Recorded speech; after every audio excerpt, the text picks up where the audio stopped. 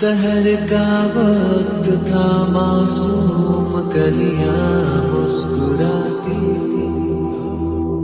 حضرت عائشہ خود گواہی دیتی سب سے زیادہ حضور حضرت فاطمہ سے پیار کرتے ہیں۔ چھوٹی عمر تھی تو جناب خدیجہ، ذرا انداز دیکھیے گا بیٹی کی محبت کا۔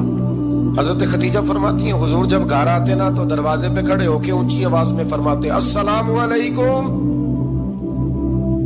کہتے حضور نہ سلام لیتے، میں جواب دیتی اپنے گھر حضور آئے ہیں، پر نبی پاک دروازے پہ کھڑے۔ فرماتی ہیں کھڑے رہتے حضور، میں پھر تھوڑا ہنستی اور پھر میں کہتی فاطمہ سنتی ہو؟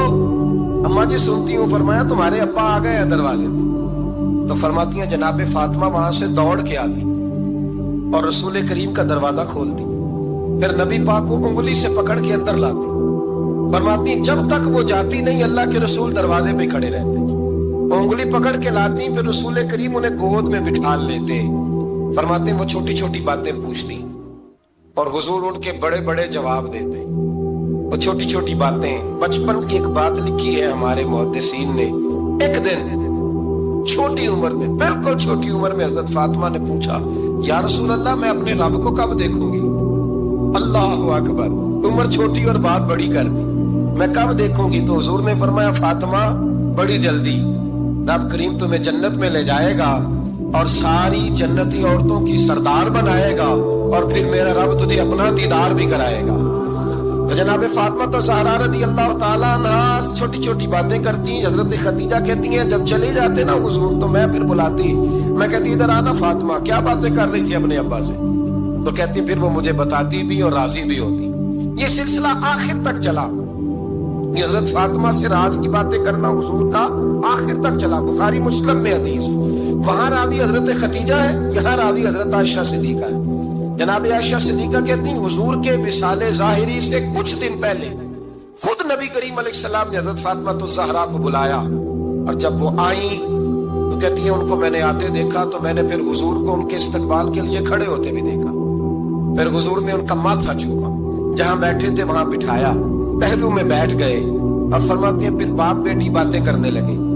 میں کوئی چیز بنا رہی تھی تو جناب عائشہ کہتی ہے میں نے دیکھا کہ حضور نے ان کے کان میں کوئی بات کہی تو جناب فاطمہ رونے لگ گئی۔ پھر حضور نے کان میں کچھ کہا تو وہ مسکرانے لگی۔ کہتی ہیں حضور وہ بات کر کے تشریف لے گئے، فاطمہ بھی بیٹھی تھی، میں آئی، میں نے آ کے کہا کہ فاطمہ بتاؤ نبی کریم علیہ الصلوۃ والسلام نے آپ سے کیا کہا؟ کبھی ہنستی تھی کبھی روتی تھی، تو فرمایا حضور نے منع کیا ہے، یہ میرا اور میرے نبی کا راز ہے، میں حضور کی حیات ظاہرہ میں یہ بات کسی کو بتا نہیں سکتی۔ فرماتی ہیں کہ فاطمہ سے تو میں نے پوچھ لیا پر حضور سے پوچھنے کی تو ضرورت ہی نہیں تھی نا، لیکن وہ راز کی بات تھی۔ کچھ دن گزرے تو حضور بیمار ہو گئے، پھر کچھ دن گزرے تو حضور کا وصال ہو گیا۔ فرماتے ہیں کچھ عرصے کے بعد میں سیدہ فاطمہ الزہرا سے ملی تو میں نے کہا فاطمہ وہ بھید کھول تو دے، آج تو کھول دے وہ راز کیا تھا۔ آپ کو بلایا گیا، پھر آپ آئیں، پھر حضور نے بات کی، پھر نبی کریم علیہ السلام کے بات کرنے پر کبھی آپ روئیں کبھی آپ ہنسی، تو یہ کیا تھا؟ کہتی ہیں جناب فاطمہ پھر رونے لگی، کہنے لگی ہاں اماں جی اب میں پردہ کھول دیتی ہوں، اب میں راز بتا دیتی ہوں، حضور کا وصال ظاہری ہو گیا۔ فرمانے لگی مجھے حضور نے بلایا اور میرے کان میں فرمانے لگے فاطمہ وقت تھوڑا رہ گیا ہے، اب تیرے والد نے جانے کا پروگرام بنا لیا ہے، اب نہ ٹائم آ گیا ہے بچھڑنے کا۔ فرماتی ہیں جب میں نے یہ بات سنی تو میں رو پڑی، حضور آپ بچھڑ جائیں گے؟ کہتی ہے میں روئی۔ ذرا حدیث کے جملوں پہ غور کرنا، ماتی تھوڑی دیر گزری تو حضور نے میرے کان میں کہا فاطمہ پتر رو نا، بیٹے رو نا، میرے جانے کے بعد جو سب سے پہلے میرے پیچھے آ کے مجھے ملے گی نا بیٹی وہ تو ہی ہوگی۔ اللہ کرے میں سمجھا سکوں آپ کو بات، جب کہا نا کہ میں وصال کروں گا تو رو پڑی، اور جو کہا نا میرے بعد تیرا بھی جلدی وصال ہو جائے گا تو حضرت فاطمہ نے ہنسنا شروع کر دیا۔ کیا پیار ہے میرے محبوب علیہ الصلوۃ والسلام کے ساتھ جناب فاطمہ کا۔ ان کے وصال کی خبر سنی تو رو پڑی اور اپنے کی سنی تو ہنس پڑی۔ اور پھر حضور نے کہا فاطمہ تجھے یہ بھی پتا ہے نا کہ اللہ تجھے جنتی عورتوں کا سردار بنائے گا، یہ بھی تجھے پتا ہے۔ تو جناب فاطمہ الزہرا کے ساتھ شروع سے لے کر آخر تک میرے رسول کریم علیہ السلام کی محبت رہی، پیار رہا، اور جناب فاطمہ کا جو حضور سے پیار تھا. چھوٹی سی عمر تھی حضرت فاطمہ کی جب حضرت خدیجہ وصال کر گئی. تو کسی نے کہا فاطمہ سب سے پہلے گھر سے کب نکلنا ہوا؟ تو بخاری مسلم میں حدیث ہے، اللہ کے نبی نا بیت اللہ شریف کے سامنے سجدے میں تھے تو ابو جہل کو شرارت سوچی. شرارت، اس نے کچھ لوگوں سے کہا، عقبہ بن ابی معیط تھا، کچھ اور لوگ تھے، کہنے لگا میں ابھی رستے سے گزرا ہوں تو وہاں کسی نے اونٹ ذبح کیا ہے. تو اونٹ کی اوجڑی، آپ نے اوجڑی دیکھی ہے نا، جانور کی اوجڑی بڑی وزنی ہوتی ہے، اس میں گندگی ہوتی ہے. اونٹ کی اوجڑی بڑی وزنی ہوتی تھی. کہنے لگا وہاں اونٹ کی اوجڑی پڑی ہے، وہ دیکھو نبی پاک معاذ اللہ سجدے میں ہے، تو معاذ اللہ ثم معاذ اللہ وہ اونٹ کی اوجڑی اٹھاؤ حضور کی گردن پہ رکھ دو. تھوڑا سا مشکل سے جمعہ پڑھنا پڑ جائے نا، اور تھوڑا سا مشکل سے پڑھانا پڑ جائے تو ہم دین کے بہت بڑے خدمت گزار بن جاتے ہیں. یہ دیکھو سجدے کتنی مشکل سے ہو رہے ہیں، یہ دیکھو سجدے کتنی مشکل سے ہو رہے ہیں، کتنی مشکل سے. حضور کے سر انور پر اوجڑی رکھ دی. یہ وہ وقت ہے کہ نہ تو چچا ابو طالب ہیں جو پہنچ جاتے، نہ جناب خدیجہ ہیں جو بندوبست کرتی. تو کسی نے نہ جناب خدیجہ کے دروازے کے سامنے منہ کر کے کہا کہ محبوب کے گھر والوں حضور کے سر اقدس پر اوجڑی رکھ دی ہے کسی، اور حضور سر اقدس اٹھاتے ہیں تو تکلیف محسوس کرتے ہیں. جناب فاطمہ کہتی پہلا دیہڑا تھا جب میں چہرے پہ کپڑا ڈال کے نہ تو اپنے بابا کے لیے نکلی. پہلا دن تھا، میں حرم کعبہ میں پہنچی، حضور کو سجدے میں دیکھا تو چھوٹے چھوٹے ہاتھوں سے میں نے اوجڑی نیچے گرائی. حضور بولے کچھ نہیں، نہ میں نے کوئی بات کی. میں نے حضور کی انگلی کو تھاما اور میں کنویں پہ لے آئی. حضور بھی نہیں بولے، جناب سیدہ فرماتی میں بھی نہیں بولی. حضور بیٹھ گئے اور میں کنویں سے پانی نکالنے لگی. میں حضور کی زلفیں دھوتی جاتی اور حضور روتے جاتے، زلفیں دھوتی جاتی اور حضور روتے جاتے. پھر حضرت فاطمہ نے جب حضور کی زلفیں دھو لی تو ہاتھ اٹھائے، کہا اے اللہ جنہوں نے میرے بابا کو تکلیف دی ہے نا ان کو برباد کر دے. میں رات روایت پڑھ رہا تھا مشکات سے تو میں حیران ہو رہا تھا کہ یہ عجیب منظر ہے، یہ عجیب منظر ہے کہ جب طائف والے پتھر مارے اور نبی کریم علیہ السلام سے حضرت زید بن حارثہ کہ حضور دعا کریں یہ تباہ ہو جائے، تو نبی پاک کہ نہیں زید میں نے نہیں ان کے لیے تباہی کی دعا کر دی، یہ نہیں ٹھیک ہوتے تو ہو سکتا ہے ان کی نسلیں ٹھیک ہو جائیں. اور جب احد میں وہ لوگ پتھر مار کے دانت شہید کر دیں، حضرت ابوبکر صدیق جیسی ٹھنڈی طبیعت کا آدمی عرض کرے حضور دعا کریں یہ تباہ ہو جائے، حضور نے فرمایا اللہم اہد قومی فإنہم لا یعلمون، یا اللہ میری قوم کو ہدایت دے، یہ جانتے نہیں یہ کیا کر رہے ہیں. حضور نے کبھی بھی کسی کے لیے دعائیں ضرر نہ فرمائی، لیکن آج یہ عجیب منظر ہے. شاید یہ واحد وہ وقت ہے کہ جناب فاطمہ الزہرا نے جب کہا نا کہ اے اللہ انہیں برباد کر دے جنہوں نے آج میرے والد کو تکلیف دی ہے، حضرت فاطمہ کی دعا سن کے تو حضور نے بھی ہاتھ اٹھائے، کہا اللہ جیسے میری بیٹی کہتی ہے نا ویسے ہی کر دے، اللہ کر دے انہیں برباد. فاطمہ جیسے کہتی ہے ویسے، اللہ کرے آپ کو سمجھ آئے میری بات کی کہ وہاں جہاں شدید تکلیف دی گئی وہاں حضور نے کسی کے لیے ایسی دعا، اور یہاں فرمایا اللہ جیسے فاطمہ کہتی ہے ویسے. اللہ اکبر. حضرت عبداللہ ابن مسعود کہتے ہیں کہ وہ دعا بھی میں نے سنی، اور پھر میں نے ان سب لوگوں کو جن کے لیے جناب سیدہ نے دعا کی تھی ان سب کو پھر میں نے بدر میں کٹتے ہوئے بھی دیکھا. میں نے ان کی لاشوں پر گھوڑے چلتے ہوئے بھی دیکھے. پھر میں نے دیکھا کہ صحابہ انہیں گھسیٹ کر کنووں میں ڈال رہے تھے. میں غور سے دیکھ رہا تھا اور ان کے چہرے پہچان رہا تھا. تو مجھ سے کسی نے کہا عبداللہ تم کیا غور کر رہے ہو؟ تو میں نے کہا میں غور کر رہا ہوں یہ وہی ہیں سارے جن کے لیے سیدہ فاطمہ نے دعا کی تھی کہ یہ برباد ہو جائے، یہ وہی ہے میرے رسول کریم علیہ السلام کی ہر تکلیف کو جناب فاطمہ نے اپنی تکلیف سمجھا، ہر تکلیف کو. حضرت فاطمہ الزہرا کا کمال یہ ہے کہ انہوں نے میرے محبوب کا دکھوں میں ساتھ دیا.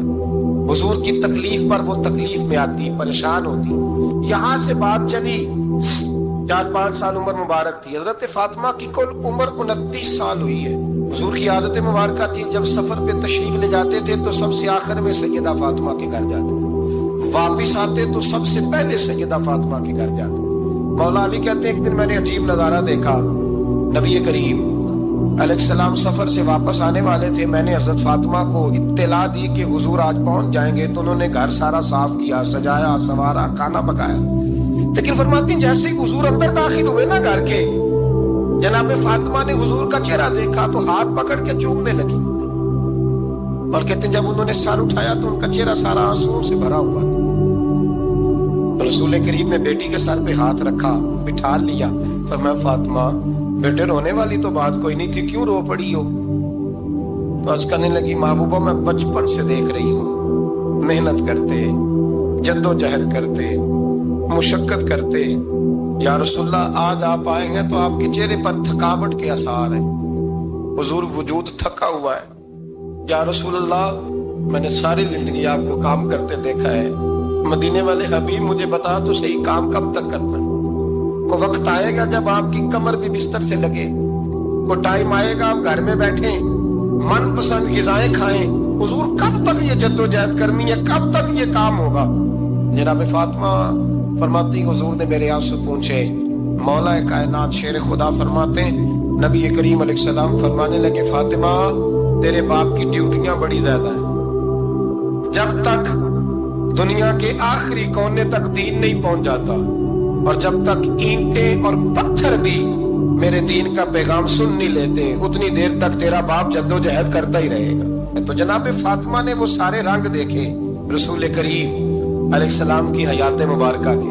پھر یہ ساری کیفیت جب دیکھی نا کہ حضور اتنی محنت کرتے ہیں, تو پھر جناب فاطمہ کو میرے نبی کی امت سے پیار بڑا ہو گیا صلی اللہ ہو. سمجھیے گا اس بات کو, امت مسلمہ سے حضرت فاطمہ کو بڑا.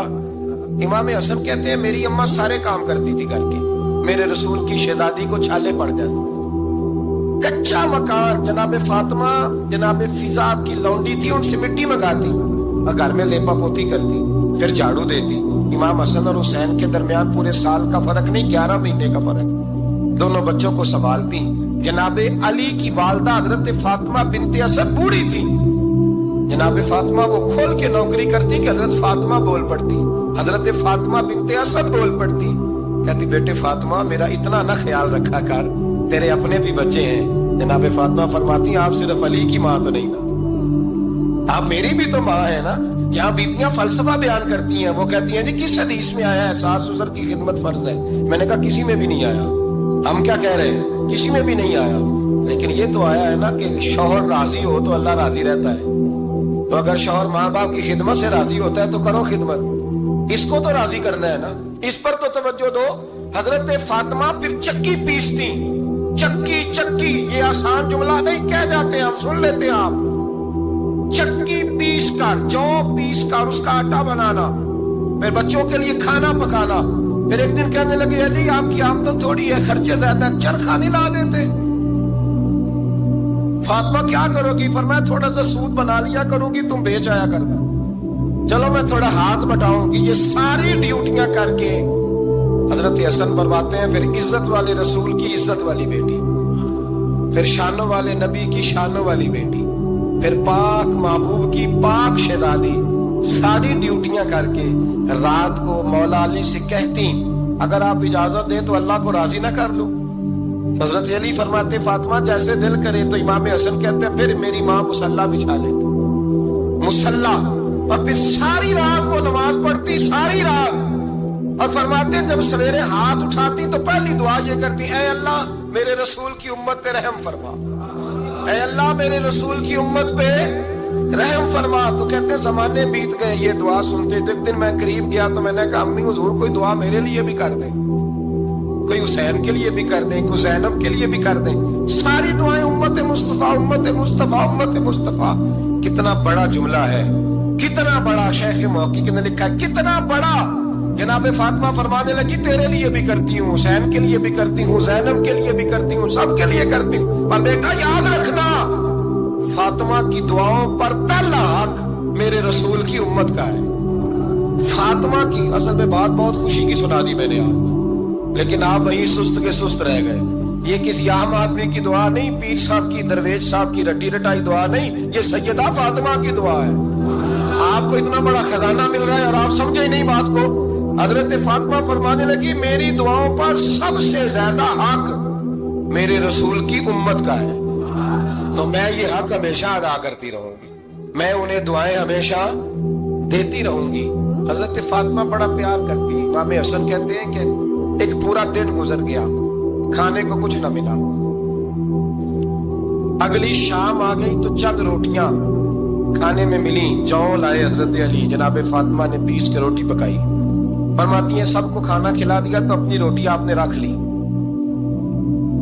जब आप खाना खाने लगी, खाने पर हाथ ही रखा था कि दरवाजे पर किसी ने सदा दी। तो कहते हैं बोलने वाले के लफ्ज बड़े अजीब थे, जिसने सदा दी ना उसके लफ्ज बड़े अजीब थे। कहने लगे एक और रसूलुल्लाह की बेटी, मैं 2 दिन से फाके में हूं, तो मुझे पता है इस घर से रोटी जरूर मिलेगी। जनाब फातिमा ने ना खाना उठाया, इमाम हसन कहने लगी बेटे दे आ। जनाब हसन कहते हैं मुझे बड़ी तकलीफ हुई, हम सब खाना खा चुके थे, मौला अली भी खा चुके थे, सिर्फ मेरी अम्मा ने नहीं खाया था। माँ और बेटे का प्यार, और फिर हसन हुसैन और सैयदा का प्यार। फरमाते मैंने कहा अम्मा जी आधी दे देते हैं, आधी आप खा